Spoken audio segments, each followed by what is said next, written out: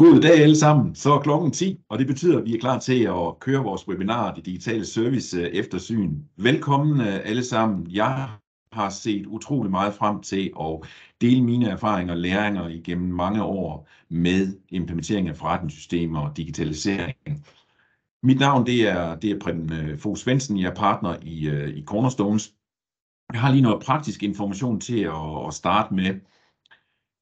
Det er selvfølgelig sådan, at et emne som digitalisering, digital transformation eller digital service eftersyn her, det er et utroligt bredt emne og favner rigtig, rigtig vidt. Og det betyder selvfølgelig også, at det er umuligt på en time at kunne dække alt.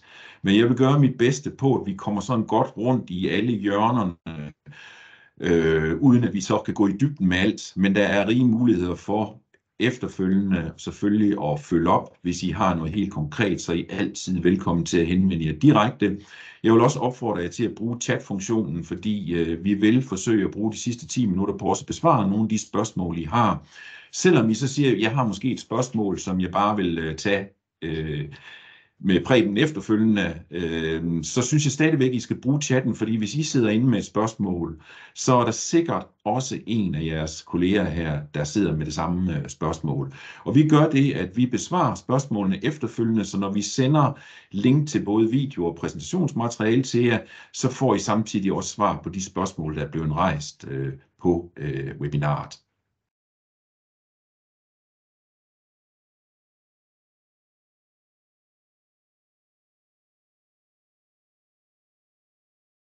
Programmet for i dag, det vil være, at jeg vil lige give en kort intro til mig selv og min baggrund. Så vil jeg lige kort ridse op, hvad det egentlig I gerne skulle have med jer hjem fra i dag. Hvorfor er det overhovedet, vi taler om i digital service eftersyn? Hvorfor giver det mening overhovedet? Så vil jeg meget, meget gerne dele nogle cases fra den virkelige verden med jer, fra nogle virksomheder, som har været rigtig, rigtig succesfulde med digitalisering i deres respektive virksomheder. Det, som I også kommer til at høre mig sige, er, at teknologien er derude, og den bliver bedre og bedre, den bliver forfint hver eneste dag. Så det er sådan set ikke det, der er udfordringen. Det er, at digitalisering, det kræver altså noget mere end teknologi. Så det vil jeg meget, meget gerne dele med jer også, hvad det er, man skal have styr på, inden man egentlig bare kan sætte strøm til sine processer, eller hvad det nu end måtte være. Så vil jeg også dele med jer den tilgang, som vi i Cornerstones regi har med hensyn til digitalisering, vores erfaringer og læringer igennem flere år, herunder også, hvad det er for nogle værktøjer, metodeapparater og projektmodeller, vi bruger, hvor vi har hjulpet en række virksomheder succesfuldt igennem. Og så kører vi lige noget opsøgning på, og så vil der være mulighed for, at vi lige får adresseret de spørgsmål, som I har rejst i chatten undervejs. Vi kører løs. Jamen, jeg har en baggrund fra primært 2 store koncerner, VKR-gruppen, hvor jeg har været i 12 år, og så Lego, hvor jeg har været i 18 år, herunder også 10 år i USA. Jeg har siddet som CFO i flere forskellige af de her virksomheder, som har været en del af de her 2 grupper her. Og som følge af det har jeg også været involveret i implementering af forretningssystemer igennem de seneste 25 år. Og det er sådan set de her læringer på godt og ondt, der egentlig har dannet baggrunden for Cornerstones. Vi er en uvildig rådgiver inden for transformation af virksomheder med fokus på implementering af forretningssystemer og digitalisering. Og det spænder lige fra små virksomheder til eventuelt 20-25 medarbejdere, og så helt op til virksomheder med flere tusinde medarbejdere. Så det siger også noget om, at digitalisering det har mange facetter, og det har mange tilgange, så derfor er der aldrig en implementering, der ligner en anden. Selvom man kan genbruge rigtig meget af metodikken og værktøjerne, så skal hver virksomhed, så skal der tages specielle hensyn, så man lige nøjagtigt får det gjort på den rigtige måde i forhold til den virksomhed, der nu er på tale. Hvad får du med dig i dag? Jamen, der er ingen tvivl om, at jeg vil gerne prøve at highlighte og sætte fokus på, at der er altså nogle andre ting, man også skal have styr på, inden man kan sætte strøm til processer og implementere smart teknologi. At du skal anskue din implementering som et forretningsprojekt og ikke et IT-projekt. Det er vigtigt, det er på forretningen, der skal leve med teknologien efterfølgende, så er det også vigtigt, at man har haft dem med fra starten af, sådan at de også køber ind til det efterfølgende. Der er ingen tvivl om, at der er rigtig meget, man skal have styr på, inden man kan gå i gang med en digital transformation. Det vil jeg også highlighte for jer. At den her sammenhæng mellem processer, data, systemer og mennesker, det er sådan set det, der er med til at skabe succesen og helt essentielt for, at man lykkes med sin digitalisering. Så vil jeg selvfølgelig dele læringer og erfaringer fra virksomheder, hvor vi har været involveret i digitalisering, implementering af forretningssystemer, ERP osv. Hele det der vigtigheden af, at man udviser rettidig omhu, og hvad konsekvensen er, hvis man ikke gør det. Der er også mange, der siger, at nu er vi måske på vej ind i lidt recession. Vi har faktisk haft negativ vækst her 2 kvartaler i træk i Danmark. Jamen er det så ikke nu, at man skal begynde at cutte nogle af alle de der planlagte tiltag omkring digitalisering? Og der er mit budskab bare nej, tvært imod. Fordi det er jo faktisk også det, vi så under coronaen, at de virksomheder, som virkelig tog fat på digitalisering, de er kommet utrolig succesfulde ud af coronaen, og efterfølgende har kunne generere betydelige vækst både på top- og bundlinje. Så helt klart også, for at gøre det meget konkret, så kommer vi til at tale om metoder og værktøjer. Selvfølgelig ikke gå hele vejen i dybden med det, det har vi ikke nok tid til, men i hvert fald prøve at dele med jer, hvad det er for nogle ting, der skal til for, at man kommer succesfuldt igennem et projekt, uanset om det er en større ERP-implementering, eller det er et mindre digitaliseringstiltag. Og det er selvfølgelig vigtigt her, at man kommer i mål inden for aftalt tid og budget, og man er i stand til at generere de der økonomiske gevinster, man må blive stillet i udsigt, da man startede projektet op. Og så helt konkret meget til sidst, hvordan er det egentlig helt konkret, I kommer i gang med en digitaliseringsinitiativ i jeres virksomhed. Det følger vi lige op på til sidst, og det må I meget gerne være dommer på også, at vi lever op til det, og I får svar på dem her, og ellers er der så rig mulighed for efterfølgende selvfølgelig også at følge op på det. Hvorfor et digitalt service eftersyn? Jamen lige så vel som I også indimellem formoder, at jeg tager et sundhedstjek, så kan man stille spørgsmål, bør din virksomhed så ikke også foretage det samme? Så der ligesom er en sammenhæng mellem det, man gerne vil i fremtiden, de ambitioner, man har, og man gerne vil opnå med sin virksomhed, sammenholder det med, hvad er realiteten i dag, og så få lavet en handlingsplan og en strategi for, hvordan kommer vi egentlig videre herfra, så man foretager de her forandringer på et oplyst grundlag. Der er ingen tvivl om, at digitaliseringen har vist, at de virksomheder, som har været ude i god tid og benyttet sig af det, det er også dem, der er succesfulde i dag og har et forspring i forhold til andre virksomheder. Og hvis man kigger på historikken, så er der ingen tvivl om, at de virksomheder, som har tøvet, det har fået fatale konsekvenser for dem. Og her har vi bare listet nogle af dem. I kender alle historien omkring Kodak, Nokia og Blockbuster. Og så hvordan der var nogen derude, der var lidt mere fremme i skoene, og havde ambitionerne, turde tage risiciene, og som jo i dag står tilbage som vinderne. Og der er ingen tvivl om, at covid-19 den har ydermere forstærket hele den der trang til at få digitaliseret og behov for at få digitaliseret. Og det er har kun været begyndelsen. I vil se flere og flere eksempler her efterfølgende her, som jeg vil dele med jer på, at det vil kun stige i fremtiden. Og det viser også helt klart, at der er investeret betydelige beløb her, og der vil blive investeret endnu mere i fremtiden i digital transformation. Og det viser også, at de virksomheder, som har ligesom taget armene rundt omkring det her og taget det ind som noget positivt, jamen de har et forspring i forhold til andre virksomheder. Teknologierne, som jeg sagde indledningsvis, teknologierne de er derude, så det er egentlig ikke det, der er udfordringen. Uanset om det er automatisering af processer, brug af RPA, eller det er kunstig intelligens, som jo virkelig er blevet hypet her på det seneste, ikke mindst med lanceringen af ChatGPT. Augmented reality også, det at man lige pludselig kan begynde at forestille sig, hvordan ser et nyt køkken ud i mit hus, uden at jeg behøves at gå ned og besøge et køkkenfirma.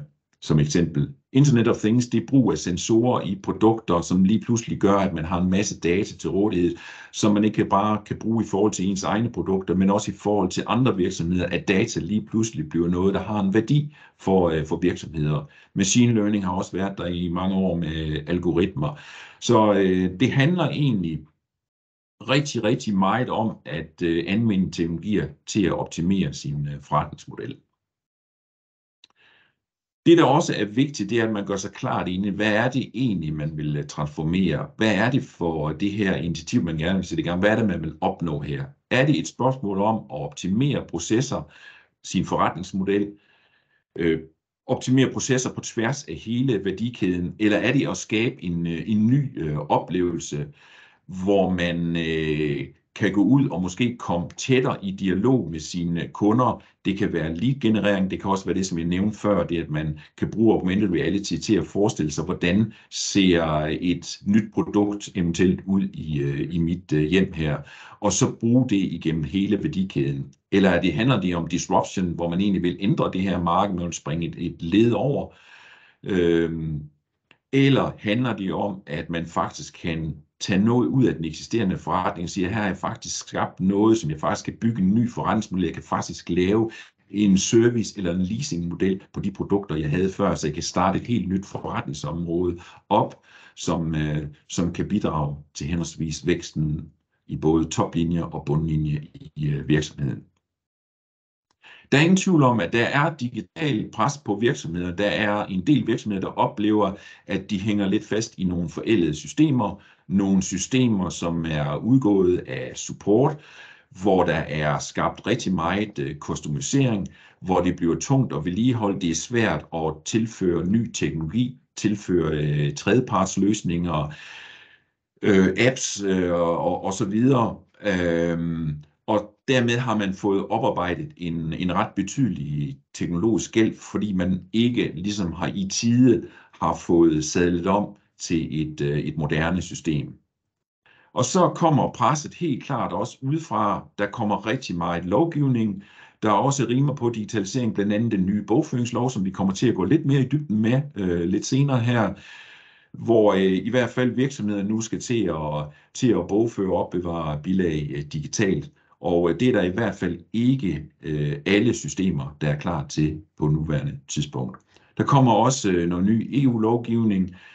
Mange virksomheder arbejder allerede helt bevidst og proaktivt med det, nemlig den nye ESG-lovgivning, der kommer i 2025, men hvor vi allerede begynder at se virksomheder praktisere det i dag, for at kunne opfylde de fremtidige krav, om det er i forhold til miljøet, om det er social responsibility, eller det er governance.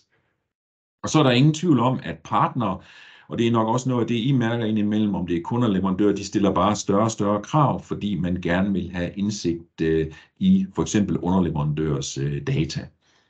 Der er hele klimapåvirkningen, som vi også nævnte før, hvor der også bliver stigende krav omkring opsamling af data og rapportering af det. Og så helt klart sporbarhed, det at vi kan track og trace produkter, råvarer og services på tværs af hele værdikæden, og også efterfølgende, hvis der for eksempel er problemer med et produkt, at vi kan hjemkalde produkterne, så vi ved lige præcis, hvad er det for et batch, det pågældende produkt kommer fra. Så der er både pres indenfra og udenfra. Det vi lige gør nu, det er, at vi dykker lige lidt ned i bogføringsloven. Og der er ingen tvivl om, at baggrunden for det er selvfølgelig et ønske fra det offentlige om, at man ønsker en øget digitalisering. Man promoter det også som, at det skal være en administrativ lettelse, især for små og mellemstore virksomheder. Man ser også helt klart en effektiviseringsgevinst inden for det offentlige ved, at man kan få dataene ind elektronisk og i en bestemt form nu. Og så er der selvfølgelig den fjerde, og det er den, man ikke skriver noget om, og det er det, der står med småt, og det er selvfølgelig, at man ønsker øget kontrol her, hvilket loven, hvis man lader sig efterleve den, giver rige muligheder for. Så det kommer til at omhandle både nogle kendte ting, men også nogle nye krav. Der er for eksempel et krav om, at bogføringsprocedurer de skal være beskrevet og dokumenteret nu. Man skal anvende et digitalt bogføringssystem. Og så er der nogle afstemninger, der skal foreligge senest på indberetningsdatoen, blandt andet moms, skatter, afgifter, års- og delårsrapporter. Og så er der også et krav om, at man kan ikke foretage rettelser i postering i bogholderiet længere. Det må kun ske ved ompostering. Hvem er så omfattet af loven? Og som bogføringspligtig, så skal man registrere virksomhedstransaktioner i et digitalt bogføringssystem. Man skal opbevare registreringer og bilag i det digitale bogføringssystem.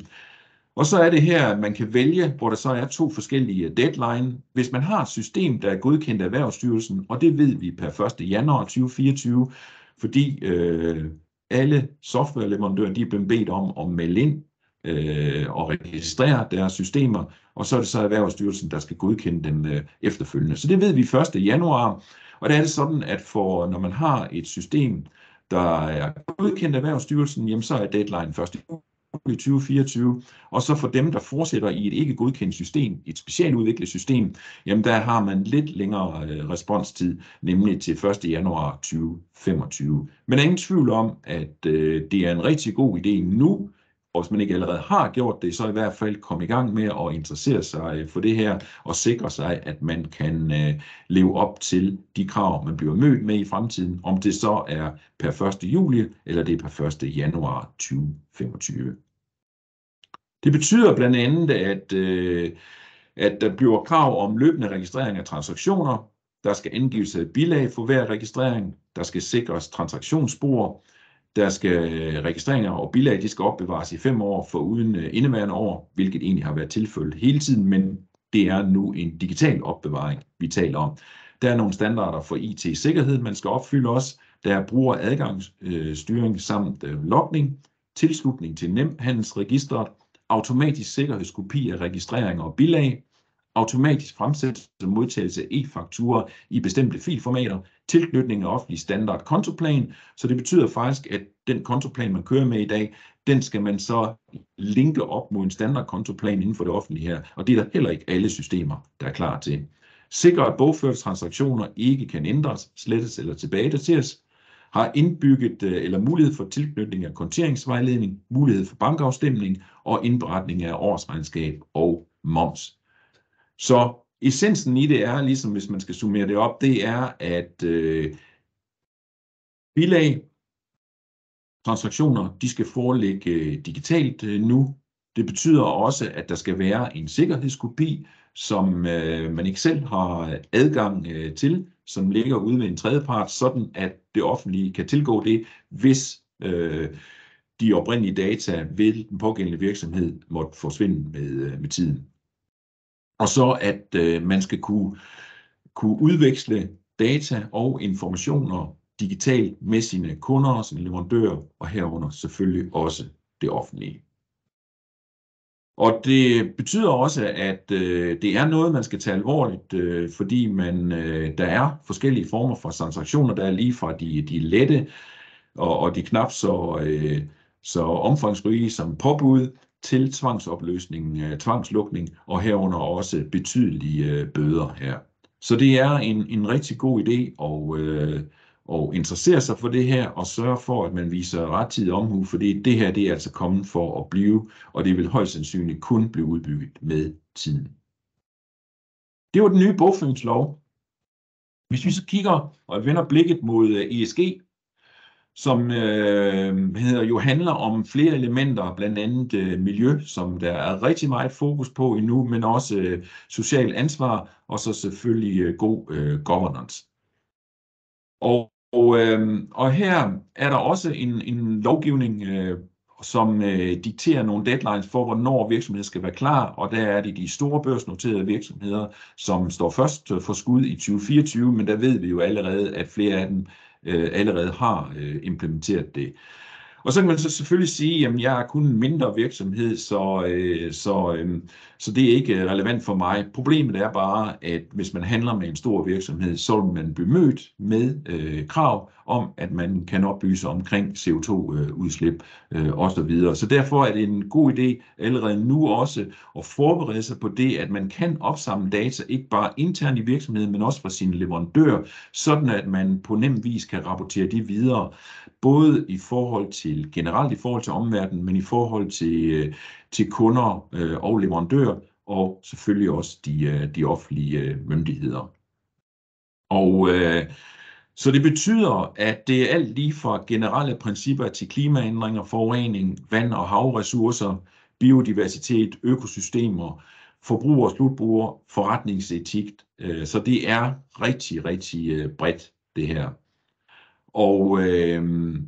Og helt konkret så forventes det, at ESG-rapporteringen skal indeholde følgende overskrift. Alle standardsystemer arbejder på, at ESG bliver integreret lige så vel som den nye bogføringslov. Så der er ingen tvivl om, at de store spillere derude, selv nogle af de små, selvfølgelig er i gang med at kigge på, hvordan kan vi hjælpe virksomhederne i fremtiden, når de bruger vores system til, at de kan opsamle data og på nem vis registrere data og rapportere på dem efterfølgende.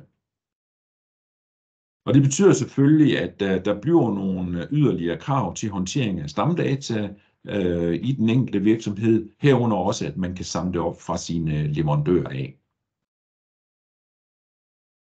Og den her har jeg også valgt lige at tage med, som egentlig meget godt viser det forskellige scope af det her. Rigtig mange virksomheder er faktisk allerede i gang med scope 1 og 2, som handler rigtig meget om, at man kan rapportere på, hvordan er det egentlig, man påvirker miljøet internt i sin egen virksomhed, og så også i forhold til det, man køber af energi, varme osv.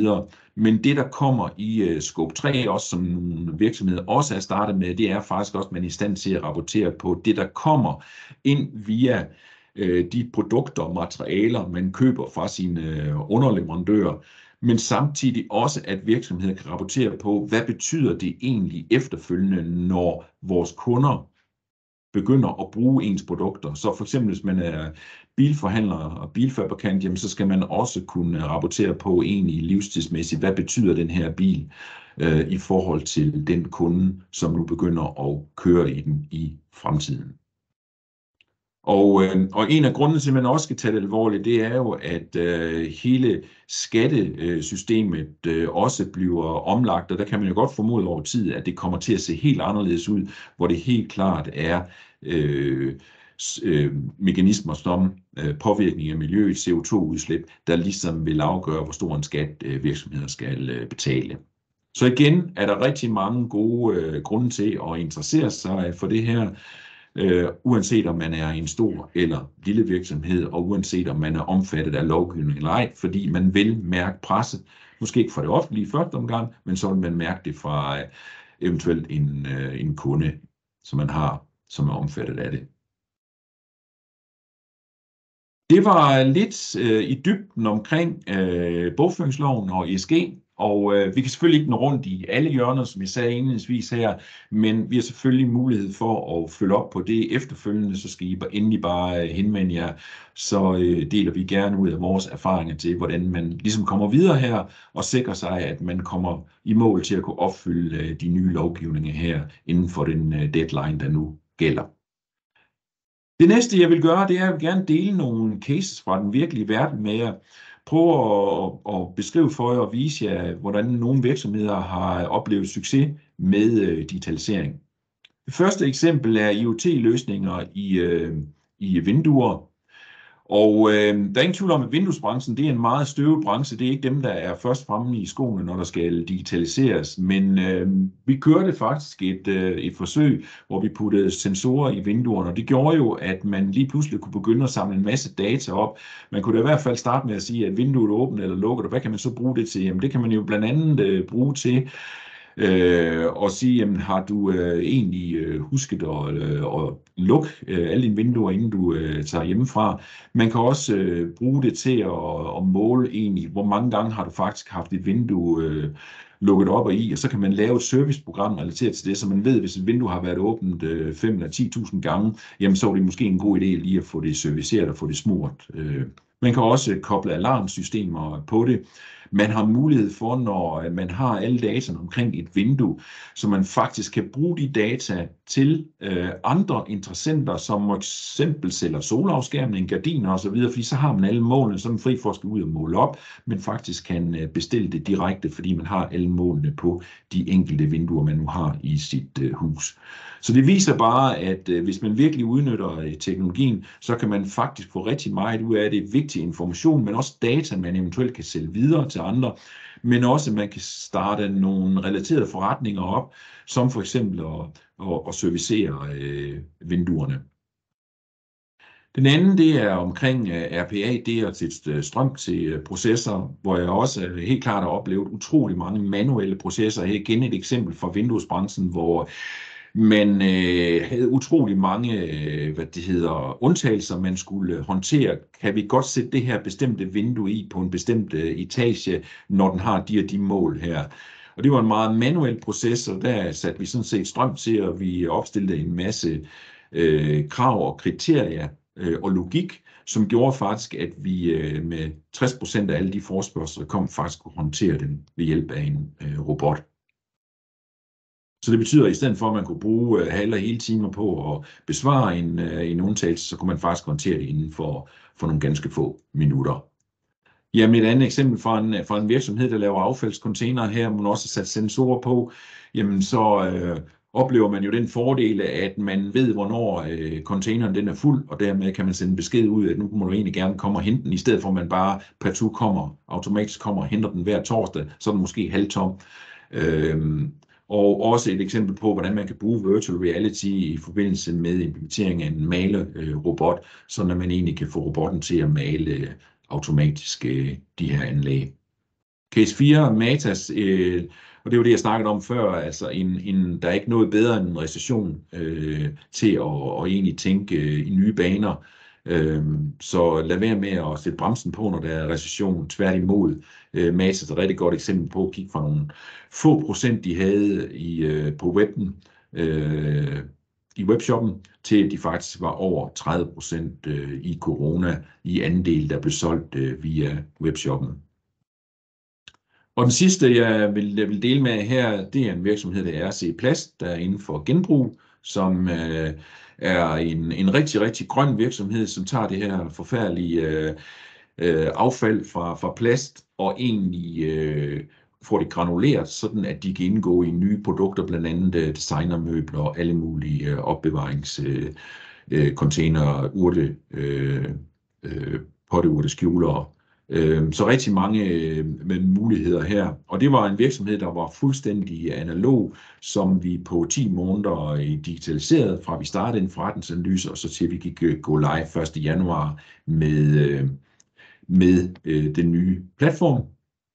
Og virksomheden blev så tidligere i år, i begyndelsen af oktober måned, solgt til Magnus Pedersen. Og der er ingen tvivl om, at noget af det, man også kiggede på der, det var selvfølgelig, at man havde en rigtig, rigtig god understøttelse af virksomheden. Så der er ingen tvivl om, at det på en eller anden måde også havde indflydelse på den handel. Så det der med at vise rettidig omhu, det med at sørge for, at man får omlagt det fra, at man kører meget analog med måske processer ude i regneark og med gule laps og whiteboards, e-mail frem og tilbage, at man virkelig får det digitaliseret. Så den her viser egentlig helt tilbage fra bestyrelsen besluttede sig for, at nu skulle der gøres noget ved den her virksomhed, til at vi fik udarbejdet en forretningsanalyse og en digitaliseringsstrategi i februar 2022 og 1. januar 2023 gik den her virksomhed i luften og var i stand til at track alt materiale, der kom ind, uanset hvor det var i virksomheden, og kunne afmelde produktion og sørge for at få det afsendt ud, og man fuldstændig havde styr på, hvad havde man på lager af de forskellige typer af plast.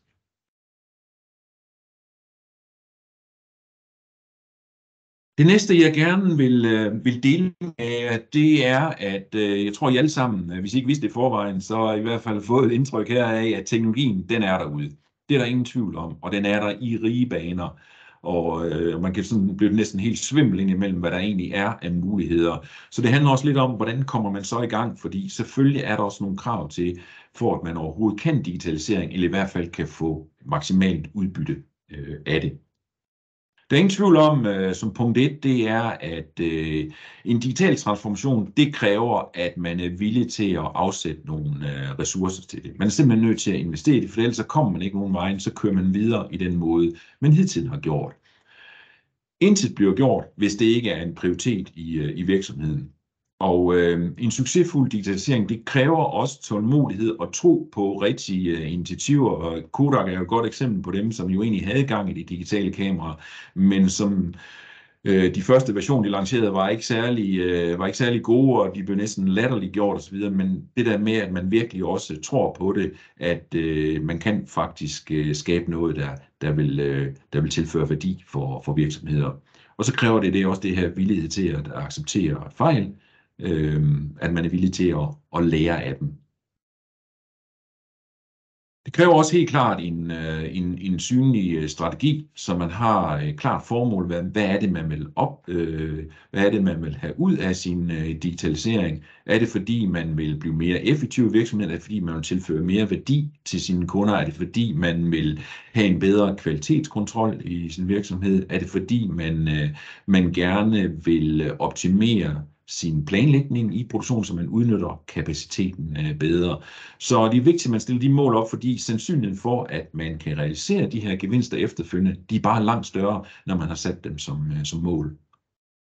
Og så også have en klar og realistisk målsætning til det her, altså man er enige om, hvad er det egentlig, vi skal stå med den dag, vi er færdige, så vi ikke lige pludselig står med noget helt andet, og vi undervejs har været ude i både øst og vest, med forskellige initiativer, men vi faktisk på forhånd ligesom også har sat, hvad er det, vi skal nå i en fase 1, så vi har fået afgrænset skubbe, så vi kommer sikkert og succesfuldt i mål. Hvad består et solidt fundament så af? Jamen, der er ingen tvivl om, at det handler rigtig, rigtig meget om processer og have styr på processer. Processer, det kan sammenlignes med lim, der binder planlægning og eksekvering sammen på tværs af hele værdikæden. Så der er ingen tvivl om, at data, det er uhyggeligt vigtigt, at man ikke bare ser data som et nødvendigt onde, der skal være der, for at vi kan processere nogle transaktioner. Når de ikke er der, jamen, så må vi jo lige få rodet op i noget, så vi kan fortsætte behandlingen af det og sørge for, at vores produkter kommer ud. Det er vigtigt set med vores øjne, at data det bliver anset som værende strategisk aktiv, og faktisk, at det er noget, vi værner om, og måske endda også sætter ekstra ressourcer af til at sikre, at vi har den der kvalitet i vores data, så vi dels sikrer, at vores produkter også har den rette kvalitet, men også, at vi kan eksekvere så effektivt som overhovedet muligt. Og så selvfølgelig sidst men ikke mindst, vi kommer ikke udenom, at vi skal jo have nogle systemplatforme til ligesom at facilitere, at vi kan processere data og transaktioner. Og det er jo forretningssystemer i bred forstand, ikke bare ERP, men også CRM, MES-systemer inden for produktion, altså shopfloor-systemer, warehouse management-systemer, BI, og vi kunne nævne en række andre systemer også. Så alt sammen under overskriften forretningssystemer, som sikrer, at man kan understøtte sin virksomhed fra vug til grav.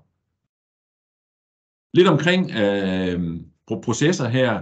Der er ingen tvivl om, at det vi har oplevet i de virksomheder, vi arbejder med, når vi er gået ud og fået dokumenteret forretningsmodellen, så den bliver synlig i hele virksomheden for alle medarbejdere, det er jo, at man får en rigtig, rigtig god dokumentation af, hvordan er det egentlig, vi arbejder i den her virksomhed, og man faktisk kan køre helt ned på de enkelte processer og sige, hvordan er det egentlig, vi laver et tilbud i den her virksomhed. Og det giver jo muligheden for, at man, når man sidder sammen, så har man det samme udgangspunkt for, jamen det er sådan her, det foregår, og så kan vi jo begynde at arbejde med, hvordan kunne vi optimere vores processer. Vi kan begynde at modellere, og når man så begynder at koble et nyt system på, jamen, så kan man jo snakke med nogle dygtige konsulenter omkring, jamen, hvordan er det egentlig dit system, det kan understøtte den her proces her. Skal vi ændre noget i processen her? Kan vi lave en eller anden lille mindre customisering over systemet, som faktisk gør, at vi kan understøtte den proces, vi gerne vil køre. Så det åbner op for en fantastisk dialog og mulighed for at kunne sætte sine processer op på ny, teste efterfølgende, så man kan lave forskellige scenarier, så man er sikker på, at man kommer rundt om alle de varianter, man har, når man processerer for eksempel tilbud eller ordre i en virksomhed. Data, uhyggeligt vigtigt, som vi snakkede om før, det at man faktisk har styr på hele hierarkiet fra stamdata hele vejen op, til man endelig kan rapportere det på. Og det er bare sådan, at jo bedre kvalitet du har stamdata, jo mere korrekte beslutninger laver du. Så omkring struktur i stamdata, attributter, objekter, hvordan er det egentlig, hvem kan oprette stamdata, hvem kan vedligeholde, hvem kan berige, at man har en klar ansvarsfordeling omkring det. Det skaber et helt fantastisk grundlag for os at kunne digitalisere. Og så kommer vi ikke udenom, at forretningssystemerne, de er motorerne til at processere transaktioner. Det er det, der skaber en struktureret måde at gøre tingene på. Det er også vigtigt at sige, at ERP det er kernen i systemlandskabet. Men ERP-miljøet det er under kraftig udvikling i øjeblikket. Der sker ret store forandringer, hvor man nu ser, at den her kerne af ERP-funktionalitet, den bliver mindre og mindre ved nogle løsninger, hvor man egentlig flytter det ud i tredjeparts apps i stedet for. Og det gør egentlig, at meget af den funktionalitet, der førhen var tilgængelig i ERP, den flytter nu ud i nogle brugervenlige applikationer, som man så plukker på sit ERP-system. Så groft sagt kan man sige, der er 2 veje, man kan gå, og det har der egentlig været i mange år. Der har været den traditionelle suite-tilgang, hvor man får en bred funktionalitet, der dækker hele værdikæden. Alt hænger sammen. Det er prækonfigureret. Og når man starter fra en ende, jamen, så vil man have transparens hele vejen igennem, og de forskellige moduler, de hænger sammen. Eller der er den anden tilgang, hvor man vælger det bedste, der nu er muligt inden for de forskellige discipliner, om det er produktionsplanlægning, om det er lagerstyring, jamen, så vælger man det bedste, og så stykker man det sammen og får det til at hænge sammen med ens ERP-kerne. Og der er fordele og ulemper ved begge løsninger her. Det afhænger rigtig meget af, hvad er det for en situation, man står i. Så derfor kan man ikke bare sige, at man skal gå den ene eller den anden vej. Men det er selvfølgelig noget, man kan analysere sig frem til, og så finde ud af, hvad er der egentlig bedst for den her virksomhed. Kan man leve med ligesom det noget, der er gennemsnitligt, men som hænger utrolig godt sammen, eller vil man have de bedste løsninger inden for hver disciplin?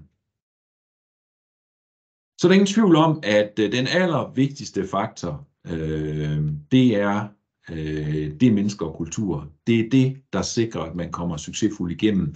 Så når man hører om projekter, og dem er der desværre stadigvæk rigtig mange af, når man gennemfører store transformationer, der ikke lige lykkes, så skyder man mange gange skylden på systemet, men det er faktisk ved menneskerne, man skal pege det i retningen af. Og hvorfor er det det? Det er fordi, at det er hulen svært at implementere noget, der er så omfangsrigt som forretningssystemer. Og når man går ind og digitaliserer dem, fordi det har så store konsekvenser på tværs af hele værdikæden, at det er svært for alle at overskue. Så derfor betyder kommunikation jo ufattelig meget.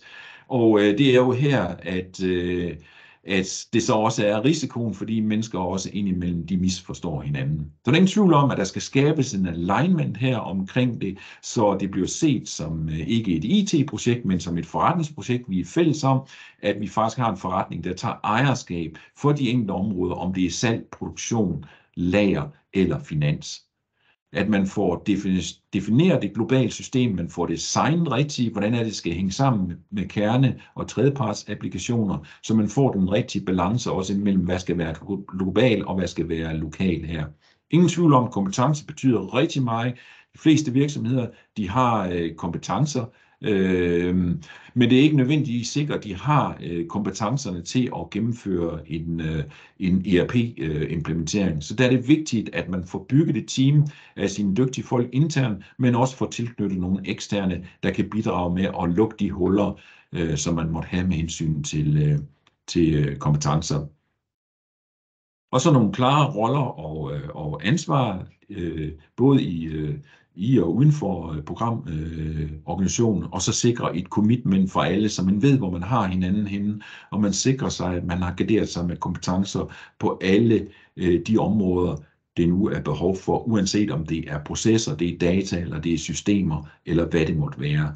Så forandringsledelse betyder også en stor del der. Det er et forretningsprojekt og ikke et IT-projekt, når vi arbejder med digitalisering, eller vi implementerer et helt nyt forretningssystem. Så vil jeg bruge lidt tid på at snakke lidt omkring vores tilgang til digitalisering. Vi har efterhånden prøvet det nogle gange, men vi må også bare sige, at vi lærer af det hver eneste gang, så det betyder også, at de værktøjer, de metodeapparat, vi arbejder med, det bliver forfinet hele tiden, sådan at virksomheder også i fremtiden kan drage nytte af de læringer, vi gør undervejs her. Der er ingen tvivl om, at de her strategiske projekter, de har en dårlig track record, og der er faktisk en dansk professor, Ben Flyvbjerg, som har skrevet en meget interessant bog omkring det her. Det vil faktisk opfordre jer til at læse den, hvor han har analyseret 16.000 større projekter. Det er lige fra infrastruktur, konstruktion af broer og olympiske arenaer til IT og ERP-implementering til renovering af et køkken i en lejlighed i New York. Og det, der ligesom er fælles for dem, det er, at når man begynder at regne på, hvor mange af dem her egentlig kom i mål inden for budgettet og med det forventede udbytte, og også bliver leveret inden for tiden, jamen så er vi helt nede på 0,5%. Så sandsynligheden for, når I starter initiativer op, hvor I kommer mål inden for de rammer, der nogle gange var aftalt, den er forsvindende lille. Så det er nok en rigtig god idé, og det er også det, Ben Flyvbjerg peger på, det er, at det er nok en rigtig god idé at forberede sig, planlægge det, brug erfaring og læringer fra lignende projekter, involvere de rigtige personer, sørg for at få simuleret, få testet ordentligt, inden du går i luften med noget, og sørg for at få uddannet og trænet dine medarbejdere. Så bedste råd, det er gerne think big, men think slow og act fast, og lad være med at tro, at du kan implementere det hele på én gang. Men sørg for at få lavet et sundt roadmap, det er der, jeg gerne vil ende, men sørg for at få det bidt op i nogle bidder, så det også er overkommeligt for organisationen. Vi har den tilgang til det, og den stemmer meget godt overens med egentlig også det, der er de erfaringer, som Ben Flyvbjerg har gjort sig, da han har analyseret alle de her projekter. Det handler om forberedelse, det handler om at have en projektmodel, det handler om ledelse, om at organisere sig rigtigt, og så handler det også om at have nogle gode metoder og værktøjer til rådighed. Det handler om, at forretningsmodel, processer, data, systemer og mennesker, det hænger sammen. Fordi får man det til at spille, jamen så er det, at man virkelig vil opleve fornøjelsen af at arbejde med processering af data og transaktioner i en virksomhed, fordi så bliver det bare rigtig, rigtig effektivt, og mange af de der kedelige rutiner, de forsvinder. Der er ingen tvivl om, at forberedelse er utrolig vigtig. Der er en klog mand, der har sagt, at by failing to prepare, you are preparing to fail her. Så vores historik og erfaring viser også, at de virksomheder, som bruger lidt mere tid på forberedelsen, de eksekverer også langt bedre og kommer i mål til tiden, i stedet for at de oplever, at bakken den bliver stejlere og stejlere, og mållinjen den flytter sig.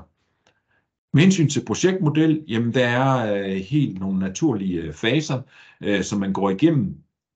Det vi også har observeret over tid, det er, at i de her forberedelsesfaser, som egentlig omfatter en forretningsanalyse, så man ved, hvad det er, man står med, og man gerne vil forandre, en selektionsproces, hvor man går ud og vælger system og partner, og så det, at man sammen med den valgte partner får designet den rigtige løsning til fremtiden. Det er en rigtig god idé at investere lidt ekstra her, og mange i de fleste tilfælde ligger det et sted mellem 10 og 25% afhængig af virksomheden, man har brændt af på det her tidspunkt. Der ligger altså stadigvæk minimum 75%, der skal brændes af. Det er altså her, det bliver rigtig, rigtig dyrt, når vi begynder at bygge, og det er nogle gange nemmere at ændre noget, vi er i gang med at designe. Det koster ikke ret meget, hvorimod når vi først har støbt cementen, så er det rigtig, rigtig dyrt at hive det op efterfølgende. Så prøv at undgå de her ubehagelige overraskelser i forbindelse med implementering, hvor I egentlig ikke har fået aftalt ordentligt på forhånd, hvad er det faktisk, vi vil opnå, og hvad er skåbet af den her implementering. Der er ingen tvivl om, at det er vigtigt, som vi nævnte også før, at man gør sig klar, hvad er det for nogle kompetencer, man besidder i virksomheden, når man for eksempel skal implementere et nyt forretningssystem. Jamen, har vi erfaring med at drive sådan nogle former for projekter? Ved vi, hvordan vi designer en løsningsarkitektur? Har vi erfaringer med at modellere processer og dokumentere? Har vi erfaring nok med hvordan skaber vi egentlig nogle valide stamdata? Hvordan får vi rengjort stamdata og klargjort eventuelt til, hvis der skal et nyt system til? Har vi erfaringer med at lave testscenarier og også have en struktureret måde at få testet sine processer og sine flows på? Vi plejer at sige, at det handler ikke om at teste systemer, det handler om at teste realiteter i virksomheden.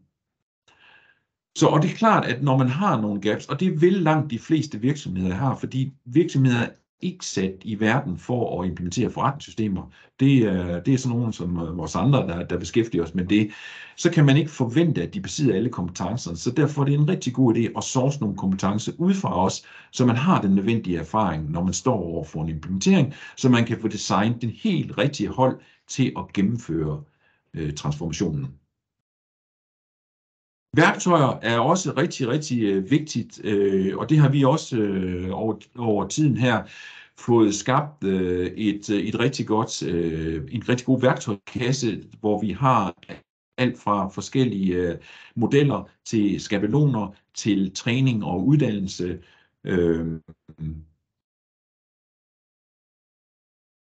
Og det var egentlig afslutningen på selve gennemgangen. Det jeg lige vil gøre nu, det er, at jeg vil lige kort summere op og lige gøre status på, jamen fik I egentlig det her med hjem, som jeg egentlig havde lovet jer, og det vil jeg også meget gerne have, at I skal komme tilbage efterfølgende, og hvis I føler, at der var nogle huller, så skal der ikke være nogen tvivl om, I er altid velkommen til at kontakte mig eller nogle af mine dygtige kolleger efterfølgende, så vil vi selvfølgelig besvare de spørgsmål, I ikke fik besvaret i dag. Men lige om et øjeblik, så forsøger vi også lige at få adresseret de spørgsmål, der måtte være dukket op her. Jamen jeg håber, I har i hvert fald fået en forståelse for, at der skal lidt mere til end bare teknologi, for at man bliver succesfuld med at digitalisere. Det er vigtigt det her med, at når man implementerer et forretningssystem, gennemfører digitalisering, at man ikke bare kigger på sin IT-afdeling og siger, at det må I da kunne finde ud af at gøre for os, at det faktisk er et fælles projekt det her, og det er et projekt, som forretningen i høj grad skal være med til. At man får lavet en strategi, har en klar målsætning om, hvad er det, vi vil have ud af det her, så man også skal realisere de her benefit, man stiller i udsigt efterfølgende. Hvorfor sammenhængen mellem processer, data, systemer og mennesker i din organisation, det er essentielt. Og hvordan andre virksomheder har gennemført en succesfuld transformation, og deres læring og erfaring, her gik jeg casen blandt andet med RT Plast igennem her, som på 10 måneder virkelig kom fra en total analog tilværelse til en digital understøttelse af virksomheden. Hvorfor det er kritisk at udvise rettidig omhu. Hvorfor en truende recession ikke er en valid undskyldning for at udskyde en digital transformation eller implementering af et nyt forretningssystem eller eventuelt en opgradering. Forskellige metoder og værktøjer, som vi så kun lige har taget på overfladen her, som jeg meget, meget gerne vil dele med jer også efterfølgende, hvad det egentlig er helt konkret, vi har til de forskellige formål i forbindelse med et digitaliseringsprojekt eller implementering af et nyt forretningssystem. Og så hvordan man får igangsat en transformation med en bedre understøttelse til en bedre understøttelse af netop din forretning her. Herunder for at identificere de eksperter, du har brug for at du kommer sikkert i gang og videre i processen. Og det vil jeg gerne lige dele lidt afslutningsvis med jer også, hvad vi typisk gør her. Jeg viste jer før hele projektmodellen, hvordan man egentlig kommer fra noget initiel analyse, og så til, at man har fået implementeret et nyt forretningssystem, eller fået gennemført et større digitaliseringstiltag. Og der er ingen tvivl om, at når man har gennemført et tiltag, jamen, så er det jo kun starten på noget, der vil fortsætte i fremtiden, fordi man vil hele tiden have mulighed for at skabe løbende forbedring, og det har man bare en langt bedre mulighed for, når man først har etableret platformen. Vi har sådan en meget fleksibel tilgang til det og siger, jamen noget af det, der i hvert fald giver mening, hvis man er lidt i vildrede om, hvordan får jeg egentlig startet op, og hvor står jeg egentlig som virksomhed, jamen så får du gennemført et digitalt service eftersyn, hvor du bliver klogere på din egen virksomhed. Hvordan er det egentlig, vi driver den i dag? Hvor godt den understøttet? Hvor godt hænger proces, data og systemlandskab sammen? Hvor er det, jeg har nogle pain points inde? Hvor er det henne, jeg faktisk har nogle muligheder for at få nogle fordele, hvis jeg implementerede nogle forandringer, enten til processer, eller til datakvaliteten, eller eventuelt tog et nyt system ind her. Og så kan man jo bygge videre og sige, jamen, vi skal faktisk lidt mere i dybden. Vi har faktisk behov for at få dokumenteret hele vores proceslandskab, for at vi har rigtig godt styr over, hvordan vi egentlig driver virksomheden i dag, og vi dermed kan dele det med nogle eksterne også, der skal hjælpe os med at optimere og eventuelt implementere et nyt system efterfølgende. Og så den lidt større pakke, hvor man så siger, jamen vi ved godt, at vi har et gammelt system i dag, vi kører Aspect 4, eller vi kører C5, vi skal over på et nyt moderne system, jamen så er det måske her, man skal kigge ind i et samlet tiltag, så man egentlig optimerer delelementerne her og får stykket det sammen på optimal vis, så man både får løst det behov, man har, men heller ikke betalt flere penge end højst naturligt her. Så vi har en meget, meget fleksibel tilgang til det, så man både som stor eller lille virksomheder kan se sig i det her, hvor vi egentlig kan stykke det sammen på fleksibel vis, så vi lige nøjagtigt rammer din virksomhed. Og det er uanset om det er rådgivning, I efterspørger, om det er projektledelse, eller I også gerne vil have ansvar for leverancer herunder specialleverancer, som for eksempel donation af proceslandskabet, eller det må være en strategi omkring håndtering af stamdata. Sidst, men ikke mindst, så er der en rigtig god mulighed for, og det har der faktisk været i lang tid, til at få støtte til at komme i gang med for eksempel et digitalt service eftersyn, en forretningsanalyse. Der kommer en række puljer her i 2024, og der er ingen tvivl om, der kommer flere til. Det er bare dem, man kender til på nuværende tidspunkt, hvor der er mulighed for at få støtte til de her tiltag, når man engagerer en rådgiver og involverer sine egne personer i et initiativ, der må gå på enten at få mere ud af sine data, få noget rådgivning omkring digitaliseringen af virksomhederne, eller hvad det nu måtte være. Det var afslutningen her, og vi vil lige prøve at se på, hvad der er kommet ind af spørgsmål her. Og I kan se, at der er en, der har stillet et spørgsmål om, findes der for nuværende detaljerede kravspæk til ikke-standard bogføringssystemer, som virksomheder fra 1. januar 2025 skal dokumentere er overholdt. Der findes ikke sådan nogen sådan en officiel at sige, det er den her, men der findes helt klart steder, hvor man kan finde, og det vil jeg gerne være behjælpelig med, hvad det er for nogle krav, man skal opfylde her.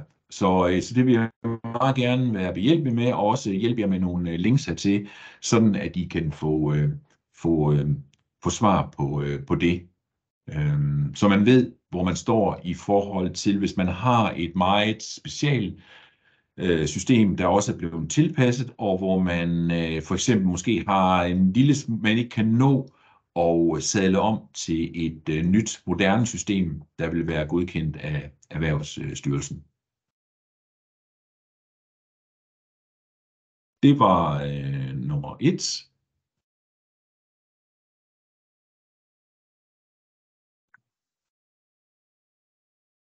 Og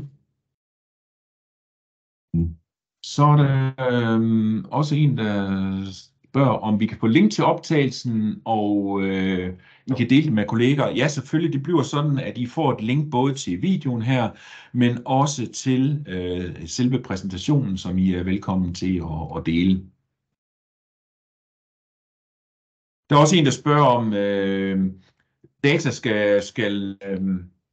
skal opbevares ved tredjepart. Jamen, der findes forskellige løsninger her. Der findes blandt andet hostingfirmaer, som man kan få til at opbevare det.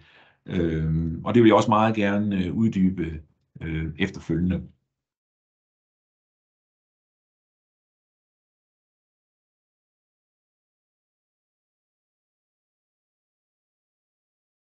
Nogle gange så oplever jeg også, jeg kan se, der kommer lige et ekstra spørgsmål her også. Ja, det her med at komme i gang her, hvad er egentlig det bedste, man kan gøre?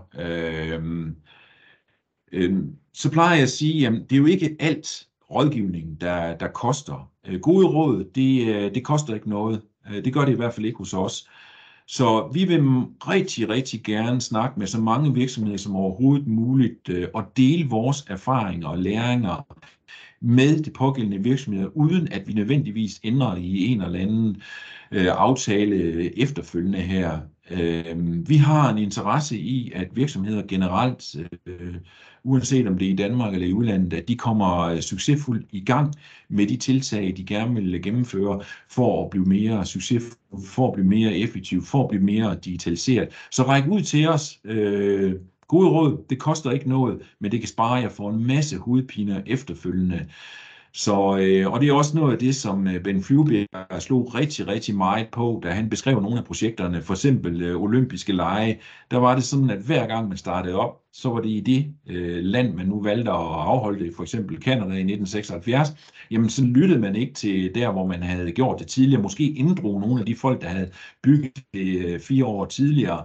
Så det gjorde, man startede fra hver gang, og det gjorde, at man fik nogle fantastiske dyre projekter, hvor blandt andet projektet i Canada, det tog over 40 år at betale det tilbage, og det var så skatteyderne, der kom til at betale for det.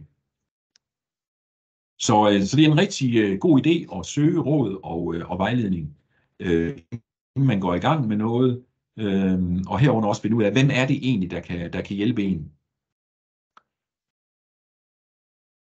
Der er kommet et spørgsmål her. Hvilket ERP-system oplever du som det mest smidige, relevante ERP-system for en mellemstørrelses produktionsvirksomhed? Ja, det er et rigtig, rigtig godt spørgsmål. Og det bliver så noget både og, jeg kommer til at sige her, fordi det er svært bare at give et klart svar, uden man lige er kommet lidt tættere på virksomheden. Når vi taler om produktionsvirksomheder, og taler vi rigtig hardcore produktion, så er der nogle virksomheder, der selvfølgelig er gearet mere mod det end andre virksomheder. Og det betyder, at hvis man kan holde sig inden for standard, at man ikke har behov for lige den seneste og nyeste teknologi, den seneste og smarteste app, jamen så findes der suite-løsninger derude, der kan opfylde det. Hvis man mere har brug for, at vi faktisk har noget fleksibilitet, at vi har noget, der er meget brugervenligt, hænger godt sammen med det miljø, vi arbejder i forvejen, har mulighed for at skifte en funktionalitet ud. Det kan være noget produktionsplanlægning eller lagerstyring. Jamen, vi vil egentlig gerne have muligheden for, at vi kan skifte det ud over tid. Jamen, så taler det mere mod en best-of-breed-løsning.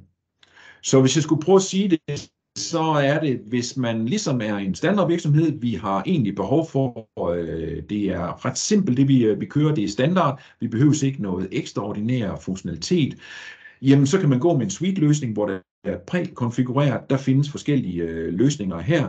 Der findes i den lave ende, der findes noget som Monitor ERP, et svensk system. Der findes SAP Business One, som er det, man kalder mini-SAP også, eller lille SAP. Der findes, når man skal op i en lidt større kategori, jamen, så har vi FO, og vi har IFS, og vi har SAP S4 for HANA i den kategori. Hvis vi er nået ned i noget best-of-breed løsninger, jamen så har vi jo BC, Business Central, det der førhen hed Navision, som er en af de mest udbredte løsninger i Danmark, hvor man får en noget mindre kerne, end man får i de andre systemer, og ikke nødvendigvis tilpasset til en produktionsvirksomhed, men hvor du har mulighed for at koble tredjepartsløsninger på, som lukker de huller, du måtte have behov for, om det så er inden for produktionsstyring, lagerstyring, eller hvad det nu måtte være. Så der er rig mulighed derude, og det er også derfor, i stedet for at låse sig fast på blot et system fra starten af, nu har vi altid arbejdet i det her, så vi synes, det er helt naturligt, at vi fortsætter her, så prøv lige at kigge efter, hvad er de andre muligheder, fordi man lærer altid noget ved det, så man i hvert fald har afdækket på forhånd, jamen vi valgte ikke det her system, fordi af de årsager, så man ikke midtvejs i processen begynder at stille spørgsmålstegn ved, om man egentlig valgte det rigtige system. Igen, forberedelse, det er nøgleordet. Vi begynder at nærme os afslutningen her. Vi har 2 minutter tilbage. Er der flere spørgsmål? Men ellers så vil jeg i hvert fald sige tak for jeres deltagelse. Jeg vil sige tak for nogle rigtig gode spørgsmål. Vi skal nok besvare dem og putte lidt ekstra fylde på i forhold til det, jeg lige kunne nå her. Og ellers så er I meget, meget velkommen til at henvende jer. I kan finde vores kontaktdata inde på vores hjemmeside, cornerstones.dk. Og ellers brug endelig også cornerkick.dk, som er vores læringsplatform. Der er rigtig mange gode artikler derinde. Der er også forskellige webinarer fra tidligere, plus at det her webinar, vi lige har afholdt, selvfølgelig også vil ligge der. Og så er der kurser, uddannelsesprogrammer, som er helt gratis. Så benyt jer af det, og sig endelig til, hvis jeg eller nogle af mine dygtige kolleger på nogen måde kan hjælpe jer videre. Kan I have en kanon dag? Ha' det rigtig godt alle sammen. Hej med jer.